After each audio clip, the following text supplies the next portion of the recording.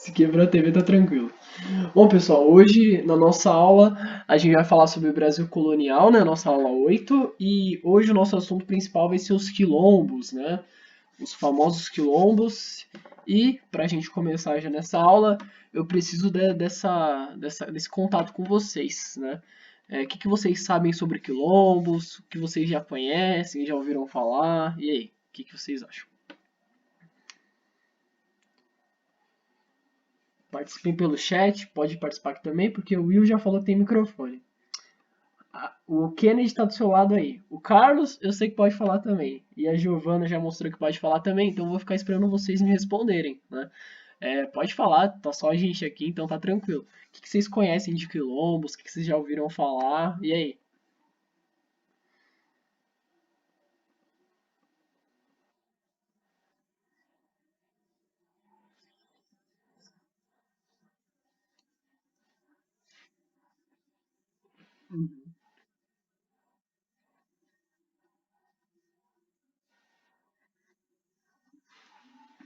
Perfeito, Giovana. Se a gente tivesse uma prova aqui, você tiraria 10. Parabéns, viu? A definição da Giovana foi muito boa, né? A gente tem alguns significados da palavra quilombolas, né? Perdão, das palavras quilombos, né? Para os quilombolas, né? Perdão, a origem dessa palavra ela é africana, né? E ela faz alusão, né? Para os quilombolas, aos guerreiros Jaga. Quem são esses guerreiros Java, né? Esses guerreiros eram homens, né? Que lutavam na África contra a colonização europeia. Então vocês lembram que na aula anterior, foi anterior que eu falei? Acho que sim. Na aula anterior eu falei muito sobre os escravos, perdão, eu falei nessa aula eu tratei sobre a África, né? Sobre os europeus, né, que invadiam a África e com acordos com reis, esses reis mandavam buscar, né, pessoas em comunidades distantes, né. Algumas dessas comunidades existiam os guerreiros Java que lutavam contra esses homens que tentavam capturá-los, né. Então esses guerreiros acabavam virando um símbolo de resistência na África, né. E a palavra quilombo tem a sua origem principal desses guerreiros que resistiram a essa colonização europeia. Para os europeus, o sentido é parecido, mas é um pouco deturpado. Né? Os quilombos, para os portugueses principalmente, significavam um grupo de escravos fugidos que deveriam ser capturados. Então, quando eles usavam a palavra quilombos, né, eles já se referiam a pessoas que deveriam ser capturadas. Né? Enfim, eu coloquei junto aqui, mas não é junto, né? Eu coloquei aqui, ó. Para os que viviam em quilombos, significava uma forma de organização social para a defesa da liberdade. Então, se hoje em dia a gente já fala muito sobre liberdade, se lá na Revolução Francesa de 1800 se falou muito sobre liberdade, lá em 1580, quando mais ou menos iniciou ali essa etapa dos quilombolas, dos quilombos, né? Já existia essa questão da liberdade, porque a gente está falando de uma época totalmente escravocrata, onde que todos que não eram europeus eram escravos, né? E fugir da escravidão é um símbolo não só de revolta, mas como de liberdade, né? Então, quilombos são extremamente importantes por conta disso, né? Aqui eu pergunto o que são quilombos, aqui a gente já respondeu, né? Quilombos são localidades onde escravos fugiam. Peraí, tem um negocinho na frente aqui. Não consigo tirar. Mas escravos vão para se libertar da opressão da escravidão. Foi o que a gente disse, né? Então, os quilombos, toda vez que vocês escutarem quilombos, né, vocês vão lembrar dessa referência, né? Que quilombos são localidades onde escravos fugiam, né? Que eles fugiam, que eles iam para se libertar da opressão da escravidão, né? Bom, sabendo disso, né, sabendo que escravos fugidos, quando conseguem fugir de fato, porque era muito difícil, iam para essas localidades, né, a pergunta é, né, como que elas se organizavam? Já que é uma sociedade inteiramente cheia de escravos, né, de pessoas que eram escravizadas, quando elas conseguiam fugir e iam para essas áreas, né, para esses locais, como vocês acham que era a organização? Você acha que era tudo tranquilo, que todo mundo trocava aquela ideia, vivia na boa, como é que vocês acham que era? E aí, pode participar pelo chat, pode falar, fiquem à vontade.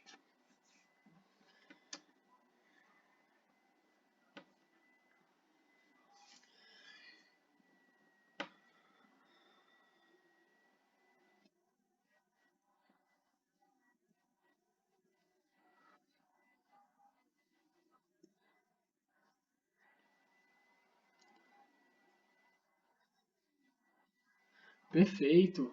Outro 10, Giovana, parabéns. Então, a gente é difícil imaginar como que era a convivência deles uns com os outros, mas a gente pensar que todo mundo é ser humano, viver em sociedade é um negócio complicado, né? Imagina, se em casa, que todo mundo se conhece, todo mundo se ama, tem atrito, imagina dentro de uma comunidade, né? Que tipo, muitas vezes ninguém se conhecia ou falava, nem sequer falavam a mesma língua. A única coisa que mantinham unidos, né, que o faziam ficar juntos era a vontade de sobreviver, de ser livre de fato, porque estavam em terras totalmente inóspitas, né, diferentes das terras que eles eram inseridos na África, com culturas diferentes, com vegetação diferente. Então, o desejo de querer sobreviver, acredito que impulsionava, né, essa comunicação, essa organização. E isso é extremamente importante, né? Mas, afinal, como que eles se organizavam? Bom, vamos lá. Organização social é um pouco diferente de vivência social. Então, como que era a organização deles? Existia um líder principal, né, que organizava os membros, né, socialmente ali, você vai fazer isso, você vai fazer aquilo, né? Esse líder principal era escolhido por todos eles, né? E aí eles usavam essa organização para designar as pessoas para alguns trabalhos específicos. Por exemplo, não sei se vocês lembram quando eu falei para vocês, lá na aula 1, né, do Brasil pré-colonial, a gente falou sobre os indígenas, né, aqui no Brasil. A gente falou que os indígenas eles se organizavam de forma com que os homens iam para caça, cuidava da alimentação e as mulheres cuidavam das plantações, dos alimentos, da preparação de ferramentas, né? Acho que vocês lembram dessa aula que a gente falou. Nos quilombolas é um pouquinho parecido também, né? Só que em vez de ser dividido por sexo, era dividido mais ou menos ali por idade, né? Então, o quanto que um grupo era designado para caça, outro grupo era específico para plantação, outro já mexia com ferramenta, e depois todo mundo vinha em harmonia. Então, era um grupo que não tinha distinção entre os sexos, né? Se tinha coisas culturais da sociedade deles, mas principalmente que se organizavam com o que eles tinham. Então, já que eles não tinham uma sociedade totalmente complexa, com pessoas especializadas em tais áreas, né? Eles tinham que se organizar ali mais ou menos o que cada um sabe fazer de melhor para poder dividir essas pessoas socialmente. Beleza? Deu para entender essa parte? Escrevam no chat aí se sim ou comentem comigo.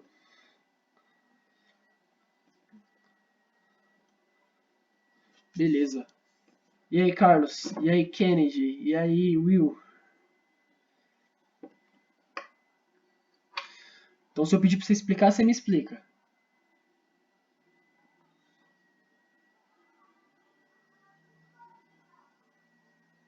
O Carlos deve ter falado na casa dele. Então, beleza. Sim, mas não. Tranquilo. Vamos continuar então. Então, já que a gente entendeu mais ou menos o que é um quilombo, a gente entendeu que um quilombo, né? Pra gente recapitular essa parte, a gente entendeu que um quilombo é um grupo de escravos fugidos, né, dos latifúndios, né, da vida de escravidão, para tentar sobreviver, né, para tentar se organizar dentro de uma organização ali, de um grupo ali e tal, né? Bom, para a gente poder entender como isso funciona de uma maneira mais direta, né? A gente vai precisar falar sobre o Quilombo dos Palmares, que é o mais famoso dos quilombos, né? A gente mora aqui no bairro, eu falo a gente é porque, tirando a Giovana, todo mundo aqui mora no Lago Azul, né?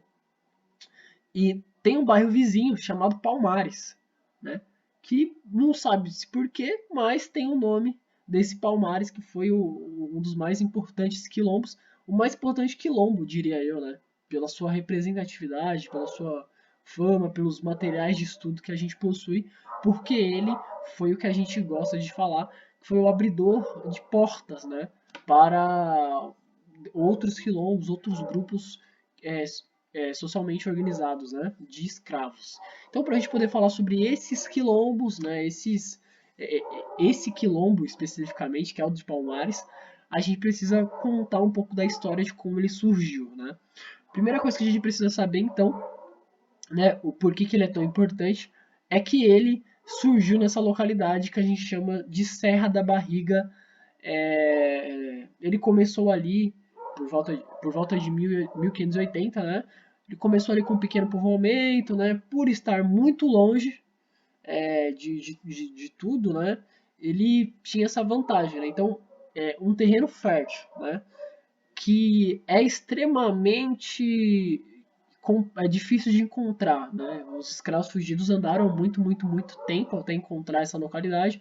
Encontraram, começaram ali a sua comunidade, suas plantaçõezinhas, né?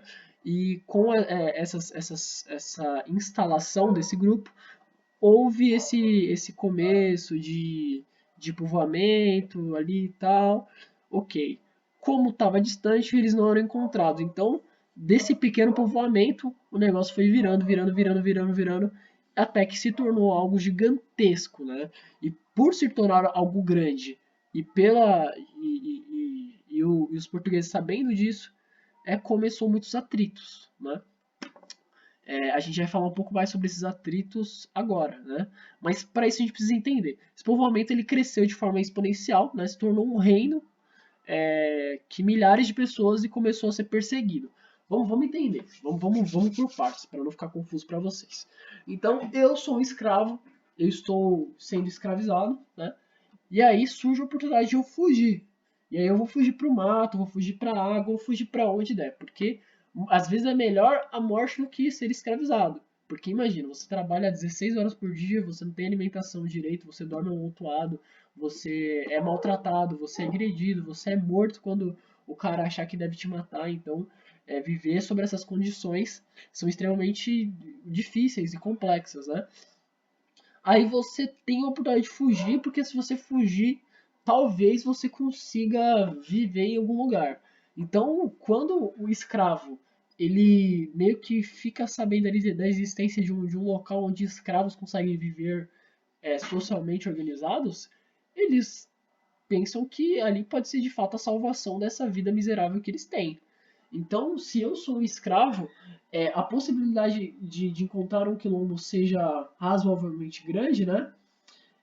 Mesmo que fosse pequena, eu tentaria, porque imagine, você vive uma vida de escravizado, que você não pode fazer nada, né? Você é submetido a condições desumanas, completamente desumanas. Então, encontrar um novo abrigo é uma solução imediata para não viver, né, nesse mundo de escravidão, nesse mundo que te maltrata e tudo mais. Então, o quilombo ele significava, acima de tudo, uma esperança para o escravizado de viver em paz em um local que fosse seguro para ele, né? Que ele não era submetido à escravidão que tinha nas plantações, nos latifúndios, né? Então, beleza, a gente já entendeu que os quilombos, né, são esses locais extremamente importantes, porque eles são, de fato, um símbolo de esperança, né? E agora a gente precisa entender mais ou menos como que foi ficando tão grande, né? Poxa, como que um pequeno grupo de escravos se tornou um reino, né? Porque quando a gente fala um reino é um negócio muito grande, de fato. Então, como que isso aconteceu? Vamos lá. Primeira coisa importante sobre o quilombo. O quilombo é essa organização dos escravos, né? E principalmente, como que ele cresce? Ele cresce com a procriação, né? Com o nascimento de outros seres humanos? Sim, é a principal forma com que ele cresce? Não. Vamos lá. A gente está falando de um local que refugia escravos. Então, toda vez que chega um novo escravo, um ex-escravo no caso, ele é anexado ao grupo. E ele é instalado ali no local da onde ele se daria melhor no caso. Né? Então, o quilombo que era desse tamanho foi crescendo, crescendo, crescendo com a chegada de novos escravos. Né? E isso ficou um negócio grande. Então, se eu tenho um pouco de gente, eu consigo organizar de uma forma. Se eu tenho muita gente, eu preciso organizar de outra forma. Então, foi criado ali grupos para guerrilha, grupos de defesa, foi feito plantações maiores, foram feitas feitorias, foram feitas muitas coisas que proporcionaram a esse grupo de escravos, de fato, um lugar seguro, né, que eles poderiam ficar e tudo mais, e como eles não tinham que vender, que exportar o que eles produziam, então eles viviam muito bem. Porque imagine, por que o europeu produzia cana-de-açúcar? Para pegar a cana-de-açúcar, fazer virar açúcar e vender. O escravo não precisa vender, porque tudo que ele produz é para o consumo dele. Então, se ele planta ali determinados alimentos, eles vão comer e vão viver bem com aquilo ali, porque eles não precisam vender. Eles não têm essa moeda, eles não têm o escambo como principal forma de conseguir bens, entendeu? Só que, vamos lá, a gente entendeu essa parte, né? Que os quilombos eram comunidades seguras para os escravos, né? É, Agora a gente precisa entender outra questão. Já que esses escravos custavam uma grana para os portugueses e ter eles agrupados em uma localidade significava perder dinheiro porque eles não estavam produzindo, vocês acham que os portugueses deixariam os escravizados, os ex-escravos no caso, tranquilos lá ou você acha que eles iam invadir? Bom, a pergunta é meio óbvia, né? Eles iam invadir. Então, os quilombos começam a utilizar. Deixa eu ver se está aqui no próximo slide. Não tem, mas. Mas enfim, vou deixar para outra parte para a gente não ficar perdido. Então, para a gente continuar aqui. Bom, existiam alojamentos chamados mocambos que, mesmo distantes entre si, estavam interligados para a comunicação. Ao longo do século XVII, Colombo derrotou os quilombos, né? Colombo, eu escrevi, meu Deus. Derrotou todas as investidas portuguesas e holandesas. Tá, vamos lá. Por partes. Pra não ficar confuso pra vocês que eu tô falando rápido, porque a minha internet tá caindo toda hora. E aí eu tô com medo da internet cair, vocês não ficarem sabendo. Então, pra mim evitar que a internet caia e vocês acabem não entendendo a aula, tô falando um pouquinho mais rápido, tá? Mas eu vou tentar falar um pouco mais devagar, pra ficar mais fácil. Ok. A gente entendeu o que é um quilombo, né? Aí agora a gente já entendeu por que esse quilombo cresceu tanto de volume com a chegada dos novos escravos. Então, uma área que era para 1.000 pessoas, de repente tem 2.000 pessoas, não tem como viver todo mundo ali. Então, o que Palmares começa a fazer? Começa a criar adequações em diferentes pontos daquele lugar. Então, vamos lá. Por exemplo, a minha casa aqui é uma habitação. Do outro lado da rua é outra habitação. Mais para cima na esquina é outra habitação. Deu para entender? Então, são criadas diferentes habitações, né? Que são esses mocambos, né? Que são interligados por vielas, por trechos, né? Para ter comunicação, para que todo mundo consiga viver, né? E cada mocambo tinha ali a sua plantaçãozinha, né? Para subsistência, tinha os seus modos de existir, né? Então é muito importante a gente entender que os escravos eles não eram pessoas que não tinham inteligência, ao contrário, eles eram extremamente inteligentes. Só que como eles tinham uma percepção de mundo diferente do europeu, e o europeu que contou a história dos escravos, a gente acaba tendo essa impressão que os escravizados eram animais, que eram pessoas ruins, né, que mereciam ser escravizadas, né? Pelo menos é isso que os europeus contam, sendo que na verdade eram pessoas extremamente inteligentes, que tinham suas profissões, que tinham suas funções dentro da comunidade e que, por serem retiradas dessas comunidades que eles viviam, eles acabavam tendo que ser submetidos a uma vida de escravidão, né? E aí, sendo escravizado, ele perde sua humanidade, perde a sua cultura, né? Por isso que a escravidão é um tema tão sério, né?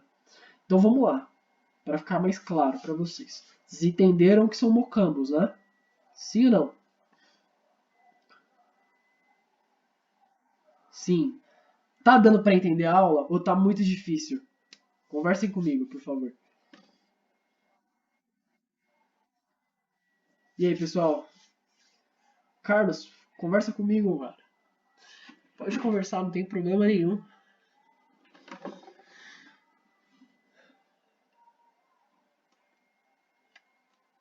De boa? E aí, Will? Kennedy? Tá dando para entender?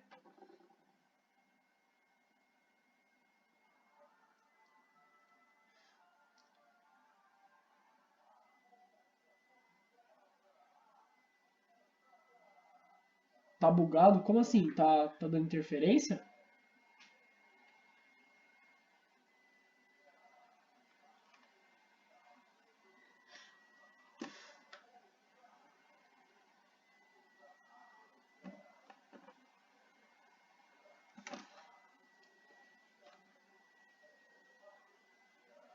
Ah, tá, meu microfone, eu entendi seu microfone.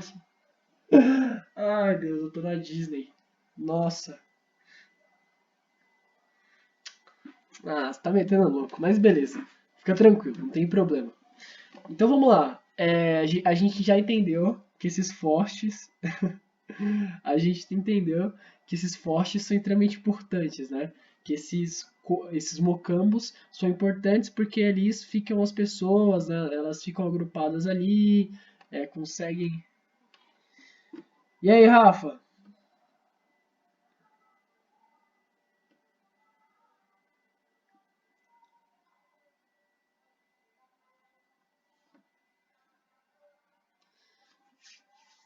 Bom, só, o Rafa chegou agora, eu vou só dar uma resumida para ele. Rafa, você tá me ouvindo aí?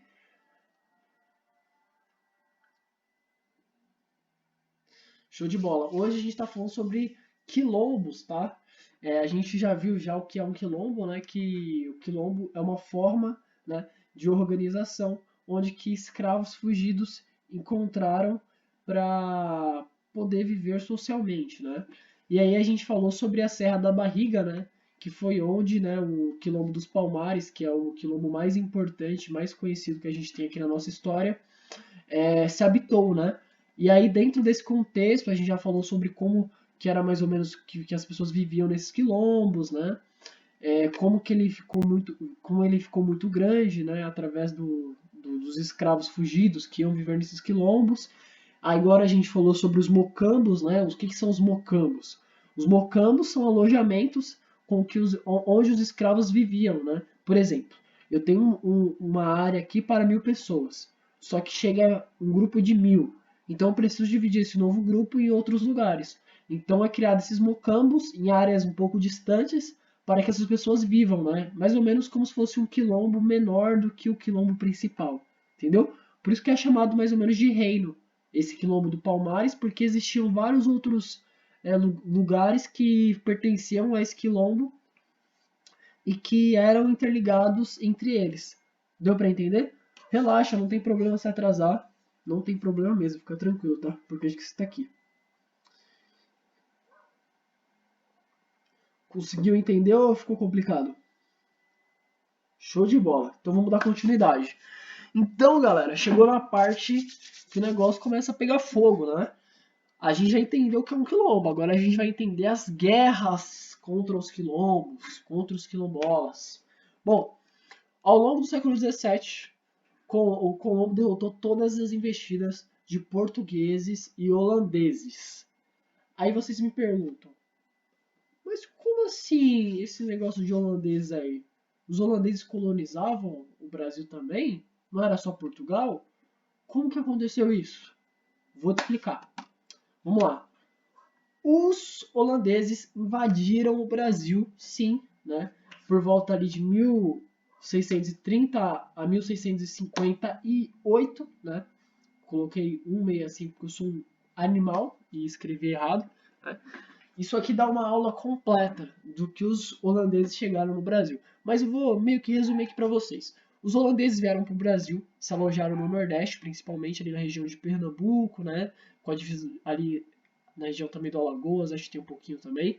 Eles invadiram porque eles queriam ter uma colônia aqui na América do Sul. Então os holandeses olharam aquela palhaçada, viu, a França está querendo invadir um lugar aqui, Portugal tem o seu espaço ali no Brasil, a Espanha tem um lugar ali onde que eles habitam também, a Inglaterra já tem um monte de colônia, eu quero ter uma colônia para mim também.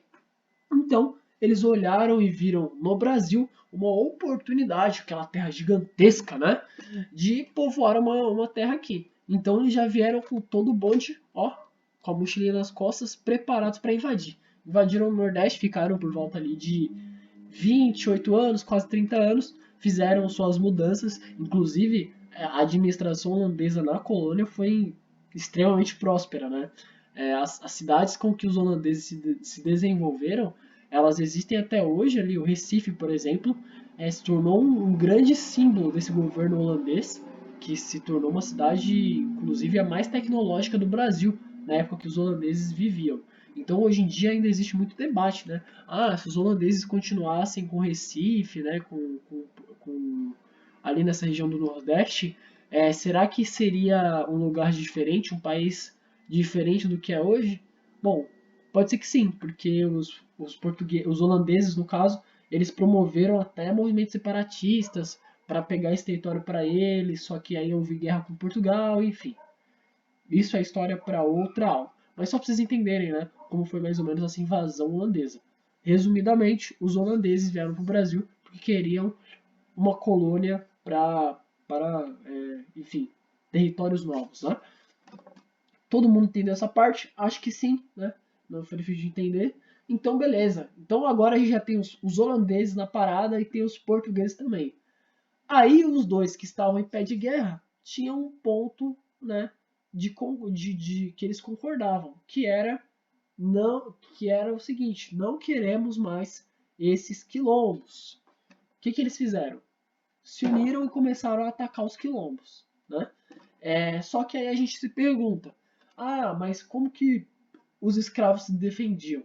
Lembra que eu falei para vocês que os escravos não tinham que ficar exportando alimento como os portugueses faziam, porque eles não tinham essa concepção de lucro, né? Não tinha essa concepção de existência através do capital. Então eles subsistiam através dos seus alimentos. E por ter muitos alimentos, eles acabavam trocando com alguns fazendeiros, né, que não são donos de latifúndio, são fazendeiros. Lembra que eu falei pequenos comerciantes e tudo mais? Então, esses pequenos comerciantes que a gente falou na aula passada, eles faziam um escambo, né? O que é o escambo? Sempre bom lembrar. O escambo é a troca de um objeto ou um tipo de alimento ou um tipo de alguma coisa por outra coisa. Então, por exemplo, quando eu troco o meu passarinho canário da terra pelo passarinho canário do mar, se ele existisse, é um escambo, porque é uma troca entre duas coisas diferentes, né, ou equiparáveis, né? Então, os fazendeiros trocavam armas, pólvora por alimentos com esses escravos e eles conseguiam se defender das investidas de portugueses e holandeses, né? E aí a gente chega então ao homem que é o mais conhecido de todo esse Palmares, que é o Zumbi, né? O Zumbi dos Palmares, para a gente poder entender, né? Como que ele virou essa figura gigantesca, muito contestada, mas também virou um símbolo de luta e liberdade. E aí a gente chega nessa última etapa da aula, já conversando sobre ele, e para a gente poder entender um pouquinho mais como que ele chegou a esse posto, a gente precisa entender a história de Zumbi, né? Que foi um homem extremamente importante.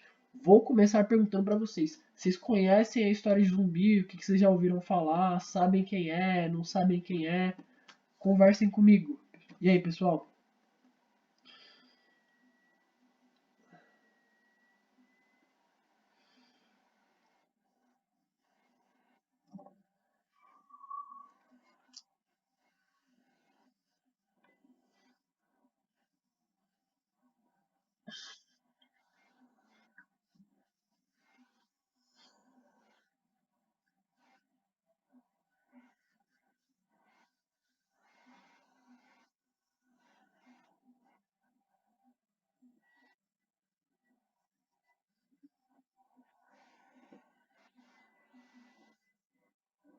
Show de bola. Vou assistir depois, vou procurar. Ainda não assisti não, Rafa.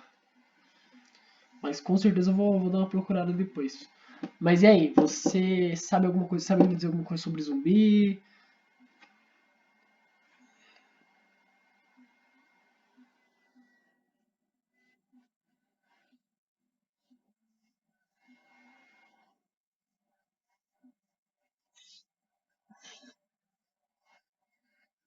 Aham.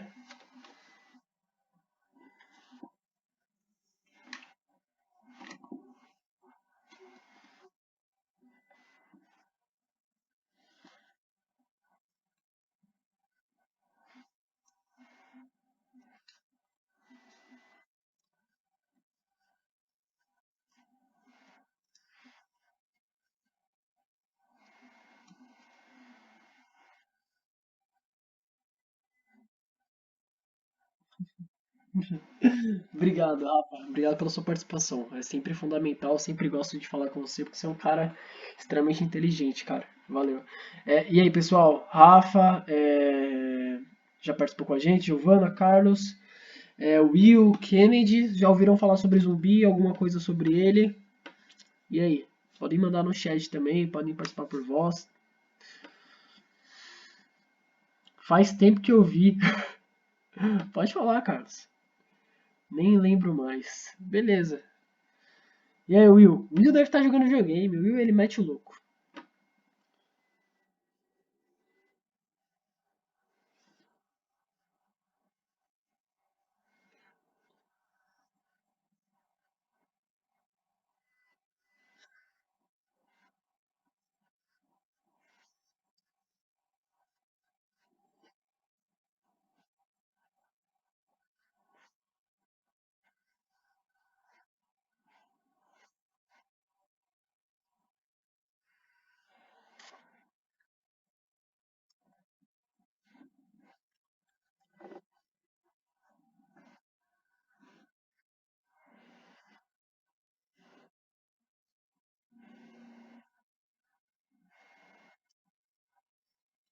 Perfeito, Rafa.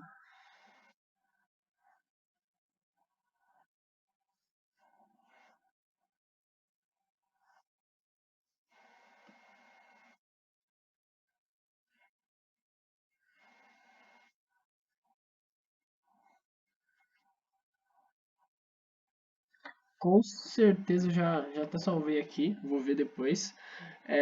Obrigado pela sua participação e ela foi fundamental para a gente entender um pouquinho por que zumbi é tão importante. Mas para a gente entender mais ainda por que ele é tão importante, a gente precisa conhecer a história que vem um pouco antes dele. Existia um rei desse quilombo de Palmares, é o Gizunga. Peraí, deixa eu ver se eu lembro o nome dele aqui, rapidinho. O Ganga Zumba, lembrei. Ok. Tem uma colinha aqui que eu uso quando é necessário. Tô me entregando, tá? Bom, o Ganga Zumba era o rei do quilombo e ele defendia o quilombo de ataques dos portugueses e dos holandeses. Esse Ganga Zumba era um cara extremamente inteligente que organizou os quilombos e ele era um rei assim, né? Quando eu falo rei, um líder no caso, né? Ele era um líder totalmente dedicado, que tinha o respeito do povo. Até que chegou um acordo às mãos de Xanga para ele se unir, né? Para ele aceitar esse acordo. Vamos lá. O que era esse acordo? Para ficar mais fácil da gente entender. Bom, o rei de Portugal era representado aqui no Brasil por alguns oficiais, né? E um desses oficiais era o capitão-general de Pernambuco. Esse capitão-general chegou a Xanga e ofereceu um acordo que era o seguinte: Xanga, todos os nascidos no quilombo serão livres, todos eles. Porém, os escravos que chegaram no quilombo ou que chegarem têm que ser devolvidos para os latifúndios para voltar à sua serventia. Quilombo, o Zanga já achou isso um acordo bom, porque, vamos lá, meus filhos serão livres, não precisam guerrear para sobreviver. Então, ele pensando dessa forma, lembrei das armadilhas, a guerra impossível que os Palmeiras ganhou. Okay. Pensando por essa forma, Zanga acaba aceitando esse acordo, né, de mandar todos os escravos que vieram para cá, embora os novos escravos chegados seriam expulsos também, para poder deixar os filhos livres, as pessoas, os bebês que nasciam livres, né? Só que os povos do quilombo não aceitou, porque ele via em Xanga uma esperança. Aí quando Xanga simplesmente fala, os nascidos de escravos serão livres, mas os escravos continuarão sendo escravos. É, bom, o quilombo foi formado inicialmente por escravos. Essa é a origem do quilombo. Então quando a gente nega essa origem para garantir só o futuro daqueles que nasceram agora, se torna um pouco redundante, né? Então, nessa questão, tem um governo extremamente enfraquecido de Xanga, que é envenenado e morto posteriormente, e nisso nasce a figura do lendário Zumbi dos Palmares. Mas antes dessa deixa eu ver o que tem aqui nesse próximo. Tá. Mas antes dessa morte de Xanga, né, nesse envenenamento, o zumbi já existia. E qual que é a história de zumbi? Né? Nesse meio tempo que Kizanga coordenava ali o quilombo, Zumbi foi um homem que nasceu livre. Né? Ele nasceu de escravos. E já bebê, ainda criança, foi capturado por um esquadrão ali que era especialmente para capturar esses escravos e lançar nos latifúndios, né? Então, portugueses e holandeses organizavam expedições que iam atrás de quilombos para buscar escravos para poder voltar para os campos, né, eu ia falar eu ia falar campos de concentração. Olha como eu tô viajando na história. Esses esquadrões eram especialmente feitos para localizar e encontrar escravos e trazer de volta para os latifúndios. Né? Encontraram um zumbi, ainda pequeno, pegaram o zumbi e doaram o zumbi para um padre. Né? Até que Zumbi ganha o nome de Francisco. Né? Zumbi vira escravo desse padre, né, e vai crescendo, né, até que com 15 anos ele se rebela, foge de volta para o quilombo, né, começa por ser um homem que nasceu livre, ele não tinha que ser escravizado, né, porque Zanga tinha feito esse acordo, ele se nega, luta contra grupos, com 15 anos, tá, luta contra grupos de invasão nessas expedições que o capturou, inclusive, ganha muito delas. Com 17 anos, ele luta contra, acho que foi ali mais ou menos 9 mil homens, se eu não me engano, que foi um grupo organizado por portugueses e holandeses, uma união, junto com os bandeirantes, tá? É muita informação, aí a minha cabeça fica assim, ó. Acho que vocês estão entendendo, né? Junto com os bandeirantes, Zumbi organiza o grupo, derrota eles e já começa a virar esse incrível soldado invencível, já começa a fazer a lenda de Zumbi, e nesse meio tempo o Xanga é envenenado, Zumbi coordena a rebelião contra o governo de Xanga, vira esse novo líder supremo, e a partir daí ele começa essa filosofia de mudança de ares, né? Antes, um governo que pensava apenas em libertar os novos filhos de escravizados agora começa a focar em outras coisas, como por exemplo que todo escravo, né, independente se nasceu livre ou é escravo, desde quando chegou no Brasil, deve ser livre porque todos são seres humanos. E aí a grande virada, e aí é porque ele é tão grande, por isso que o nome Zumbi dos Palmares é tão grande. Porque ele foi um homem que lutou contra a tirania portuguesa, né? Contra a tirania da escravidão. Ele era um símbolo de liberdade. E aí ele invadia, e aí, ao mesmo tempo que ele era atacado pelos portugueses, ele começava a atacar, incendiar canavial, matar capitão do mato, matar português para libertar escravos, para trazer para o seu governo, né? Ali para o seu reino, para viverem livres. Então o Zumbi foi um homem que foi muito valente, né? Até vamos lá, e esse legado dele como zumbi foi incrivelmente importante, porque ele é esse homem que significa luta, que significa liberdade, que significa, de fato, uma esperança para o povo, e diferente do seu antecessor, ele pensava que, a sua filosofia de vida era, no caso, né, que liberdade é ela deve ser propagada para todos, independente se é nascido de escravo ou não. Então, as pessoas viam em Zumbi um símbolo extremamente importante, né? Até que, infelizmente, ó essa transição de slide, coisa linda. Até que no dia 20 de novembro de 1695, Quilombo foi invadido por mais ou menos ali 10 mil homens, né? E seu legado ocoou por outras comunidades. Esse dia 20 de novembro de 1695 foi o dia que Zumbi foi morto, né? É, houve essa união dos portugueses com os holandeses, junto com, contratando, no caso, os bandeirantes, conseguiram invadir o Quilombo, mataram mais de 1.000 pessoas, se não me engano, mataram o zumbi, e aí, né, a morte de zumbi significou o que o Rafa falou muito melhor, né, de uma forma mais significativa.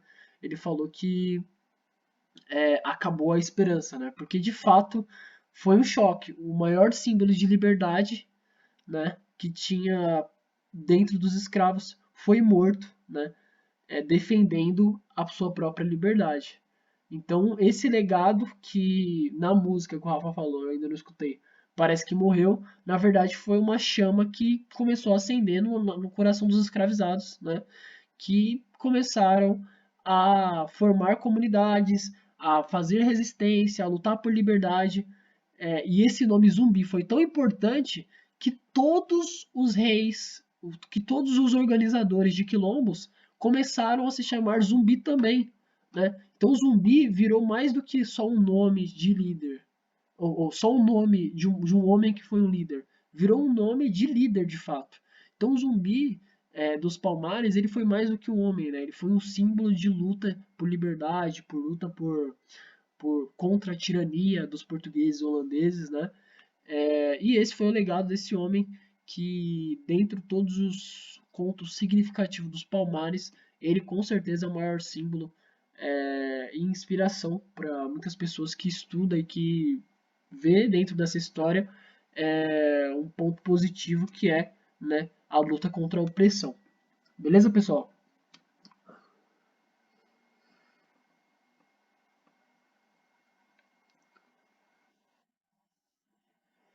Certinho, Rafa?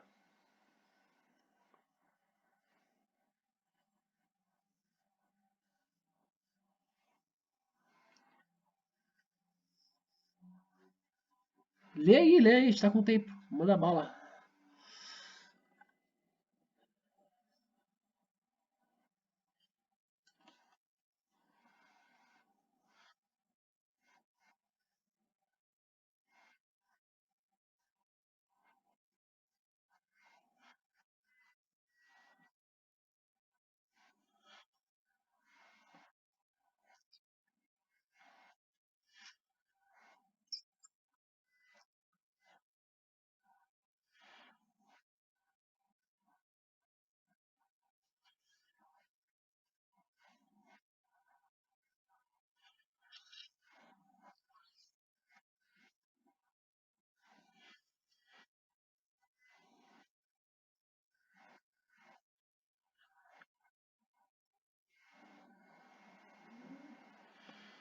Top. Show de bola, Rafa. Obrigado, cara. Então é isso, o Rafa mandou aí também aí, ó, o filme Quilombo, assistam com complementação da aula, né? Estamos perto das 7 horas. Vocês querem falar alguma coisa sobre a aula? Querem falar um pouco sobre o que foi estudado aqui? E aí, o momento é esse, pessoal. Deu para entender a aula? Acima de tudo, ficou compreensível para vocês? Ficou alguma dúvida? E aí, mandem no chat, participem. Estou aqui para vocês.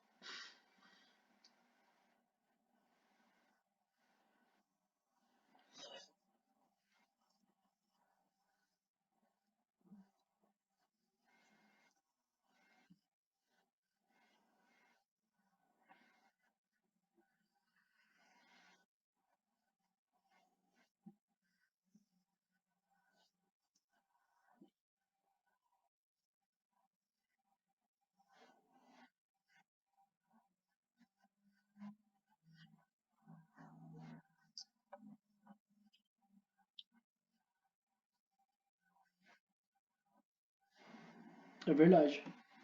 Chegava a ser 10 vezes maior o exército, né?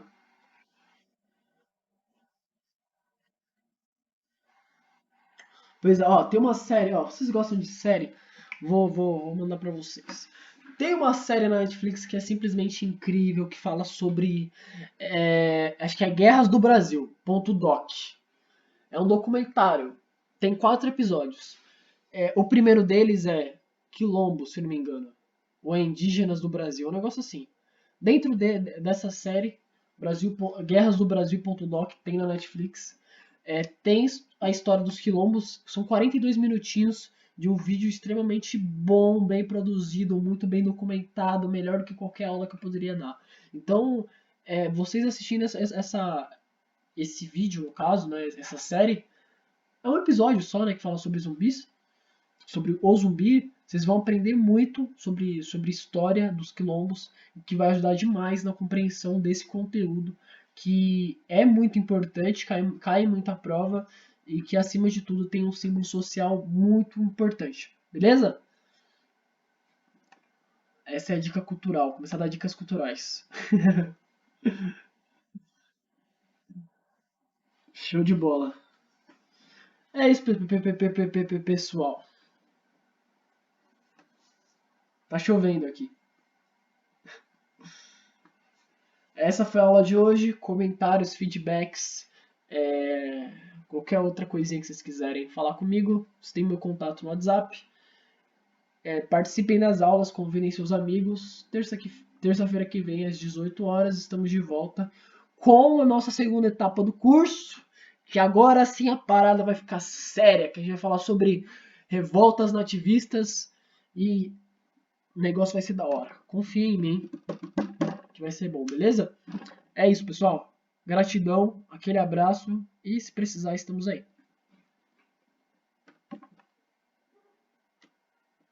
Valeu. Boa noite, meu amigo.